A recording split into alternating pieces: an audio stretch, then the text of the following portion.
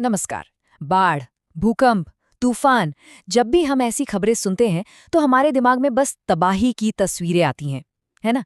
लेकिन इन तस्वीरों के पीछे एक पूरा सिस्टम काम कर रहा होता है। एक सिस्टम जो इन संकटों से लड़ता है।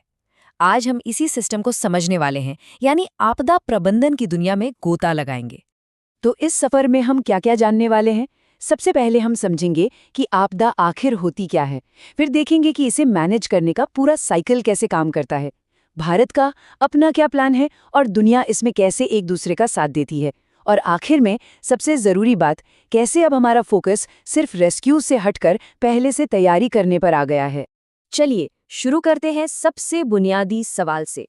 जब हम आपदा या डिजास्टर शब्द सुनते हैं तो इसका असल मतलब क्या है? देखिए, आपदा को समझने से पहले एक शब्द समझना जरूरी है, खतरा या हैजार्ड। अब ये क्या चीज है? सीधी सी भाषा में खतरा मतलब नुकसान पहुंचाने का पोटेंशियल। जैसे मान लीजिए एक सूखा जंगल है, अभी आग लगी नहीं है, लेकिन आग लगने का पोटेंशियल तो है। यही है खतरा। या फिर एक ऐसी नदी जिसका पानी हर साल बारिश में खतरनाक लेवल तक बढ़ जाता है। तो फिर आपदा क्या है? आपदा तब होती है जब वो पोटेंशियल हकीकत बन जाता है। मतलब जब उस सूखे जंगल में आग लग जाए या उस नदी का पानी आसपास के गांव में घुस जाए और हालात इतने बिगड़ जाएं कि वहां के लोग खुद उससे निपट ही ना पाएं। जब नुकसान इतना बड़ा हो कि उसे संभालने की क्षमता ही खत्म हो जाए, बस वही सिचुएशन आपदा कहलाती है। तो फर्क एकदम साफ है ना? खतरा है नुकसान की संभावना और आपदा है वास्तविक नुकसान।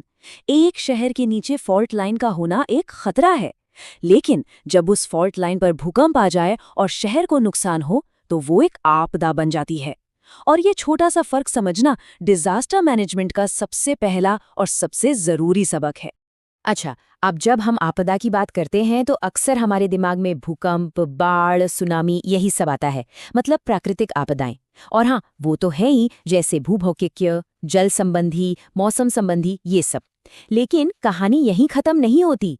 आपदाएं मानव निर्मित भी हो सकती हैं। सोचिए 1984 की भोपाल गैस त्रासदी या चेरनोबिल की न्यूक्लियर दुर्घटना, यहाँ तक कि आतंकवाद और युद्ध भी इसी कैटेगरी में आते हैं। तो इसका दायरा बहुत बहुत बड़ा है। ठीक है, तो हमने समझ लिया कि आपदा क्या होती है। अब सवाल ये है कि जब ये आती है तो इससे निपटा कैसे जाता है? क्या इसका कोई तय तरीका है? जी हाँ, बिल्कुल है। इसे कहते हैं आपदा प्रबंधन चक्र, और ये एक लगातार चलने वाली प्रक्रिया है। इस पूरे चक्र को हम मोटे तौर पर 3 हिस्सों में बांट सकते हैं। पहला, आपदा से पहले का चरण। इसमें हम क्या करते हैं? तैयारी, मतलब नुकसान को कैसे कम किया जाए, लोगों को पहले से कैसे चेतावनी दी जाए, मॉक ड्रिल करके प्रैक्टिस करना, ये सब। फिर आता है दूसरा चरण, आपदा के दौरान। इस वक्त सबसे जरूरी काम है रेस्पॉन्स, यानी तुरंत एक्शन लेना। लोगों को खोजना, बचाना, फर्स्ट एड देना, खाना पानी, शेल्टर पहुंचाना। और फिर आता है तीसरा चरण, आपदा के बाद का। यहाँ फोकस होता है रिकवरी पर, मतलब सब कुछ फिर से खड़ा करना, घर बनाना, बिजली पानी की लाइनें ठीक करना और जिंदगी को वापस पटरी पर लाना। तो ये तो हुई थियरी की बात, पर असल जिंदगी में ये सब कैसे काम करता है? आइए अब भारत का उदाहरण देखते हैं।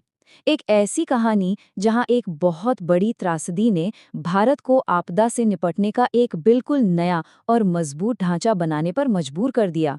बात है साल 2004 की। हिंद महासागर में आई सुनामी ने भयानक तबाही मचाई और इस तबाही ने हमारी कई कमियों को उजागर कर दिया। ये भारत के लिए एक तरह का वेकअप कॉल था। और इसी के ठीक बाद 2005 में भारतीय संसद ने एक ऐतिहासिक कानून पास किया, डिजास्टर मैनेजमेंट एक्ट। इस एक कानून ने भारत में आपदा से निपटने के पूरे तौर तरीके को हमेशा हमेशा के लिए बदल दिया। इस कानून के तहत एक बहुत ही साफ सुथरा 3 लेवल का सिस्टम बनाया गया। सबसे ऊपर नेशनल लेवल पर है एनडीएमए, जिसे खुद प्रधानमंत्री हेड करते हैं। फिर हर राज्य के लेवल पर है एसडीएमए, जिसकी कमान मुख्यमंत्री के हाथ में होती है। और सबसे जमीनी स्तर पर हर जिले में है डीडीएमए, जिसे डिस्ट्रिक्ट मैजिस्ट्रेट यानी डीएम देखते हैं। मतलब टॉप से लेकर बॉटम तक एक पूरी चेन ऑफ कमांड। और हाँ, इस पूरे सिस्टम की जो ऑन ग्राउंड एक्शन फोर्स है वो है NDRF यानी नेशनल डिजास्टर रिस्पांस फोर्स। इनकी 16 स्पेशलाइज्ड बटालियंस हैं जो किसी भी आपदा की स्थिति में सबसे पहले पहुंचकर बचाव और राहत का काम शुरू करती हैं। ये हमारे असली हीरो हैं। अब देखिए, भारत ने तो अपना सिस्टम बना लिया, लेकिन बाढ़, तूफान या महामारी ये चीजें किसी देश की सरहद को नहीं देखती हैं ना। इसीलिए ये लड़ाई किसी एक देश की नहीं बल्कि पूरी दुनिया की है। और इसी सोच के साथ ग्लोबल लेवल पर भी कुछ फ्रेमवर्क्स बनाए गए हैं। अगर हम अंतर्राष्ट्रीय समझौतों को देखें तो पता चलता है कि हमारी सोच कैसे बदली है। 1994 में योकोहामा स्ट्रैटेजी आई, जिसने पहली बार कहा कि हमें रेस्क्यू से ज्यादा तैयारी पर ध्यान देना चाहिए। फिर 2004 की सुनामी के बाद आया ह्योगो फ्रेमवर्क, जिसने देशों और समुदायों को मजबूत बनाने पर जोर दिया। और अभी जो चल रहा है वो है सेंडाई फ्रेमवर्क, जिसका सीधा सा मकसद है 2030 तक आपदा के जोखिम और उससे होने वाले नुकसान को बड़े पैमाने पर कम करना। और ये जो सेंडाई फ्रेमवर्क है ना, इसका एक बहुत ही पावरफुल आइडिया है, बिल्ड बैक बेटर। इसका मतलब क्या है? इसका मतलब है कि जब कोई आपदा सब कुछ तबाह कर दे तो उसके बाद जब हम दोबारा चीजें बनाएं तो सिर्फ वैसी ही न बनाएं जैसी वो थीं, बल्कि उन्हें पहले से बेहतर, ज्यादा मजबूत और ज्यादा सुरक्षित बनाएं। ये एक मौका होता है बेहतर भविष्य बनाने का। तो हमने भारत का सिस्टम देखा, ग्लोबल फ्रेमवर्क्स देखे, इन सब का सार क्या है, निचोड़ क्या है? ये सिर्फ कुछ नियम या कानून नहीं है, ये हमारी सोच में आया एक बहुत ही जरूरी बदलाव है। पहले क्या होता था? हमारा अप्रोच था रिलीफ सेंट्रिक, मतलब आपदा आने का इंतजार करो और फिर राहत और बचाव के काम में जुट जाओ। लेकिन आज का मॉडर्न अप्रोच बिल्कुल अलग है।